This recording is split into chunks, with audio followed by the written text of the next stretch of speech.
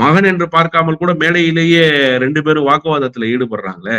எனவே அந்த இயங்கியலிலிருந்து இந்த கட்சி மாறியதை ராமதாஸ் விரும்பல. இப்ப இன்னைக்கு கூட என்ன நிலைமைன்னு நீங்க பாத்தீங்கன்னா, நீங்க அன்புமணி ராமதாஸினுடைய மகனாக இல்லாமல் இருந்திருந்தா நிறுவனத்தை இப்படி ஃபைட் பண்ணிருக்க முடியுமா மேடையில, பொதுக்குழு மேடையில? முகுந்தனை அறிவிக்கிறேன். ஆமா, அததான் அவர் இன்னைக்கு சொல்றாரு. ராமதாஸ் என்ன சொல்றாரு இன்னைக்கு? நான் தான் இந்த கட்சியை உருவாக்குனேன். இந்த கட்சி என்னுடையது. நான் சொல்றத கேட்டா இரு, இல்லன்னா வெளியில போன்னு சொல்றாருல. அது எதனுடைய வெளிப்பாடுன்னு சொன்னா, இதுவரைக்கும் இந்த கட்சி நான் சொன்னதான் கேட்டிருக்கு. இப்ப நீ புதுசா ஒரு விதியை உருவாக்குவதற்கு வந்திருக்க. நான் இருக்கிற வரைக்கும் அதற்கு இடம் இல்லைன்றாரு அவரு. ஆனா இன்னைக்கு ஏன் அன்புமணி ராமதாஸ் இத மேடையிலேயே ஸ்ட்ரகிள் பண்ணணும்? நீங்க ஹேண்டில் பண்றத ரொம்ப மெச்சூரிட்டியா ஹேண்டில் பண்ணி போயிருக்கலாம்ல. மெச்சூர்டு அணுகுமுறை உங்கள்ட்ட இருந்திருந்தா அதை செய்திருக்கலாம். நிறுவனர் சார் அவர் அறிவிச்சிட்டாரு. அதன் பிறகு நீங்க பேசுங்க நிறுவனர்கிட்ட தலைவருங்கிற முறையில, இல்ல இந்த நியமனம் சரியில்லை அப்படின்னு சொல்லுங்க.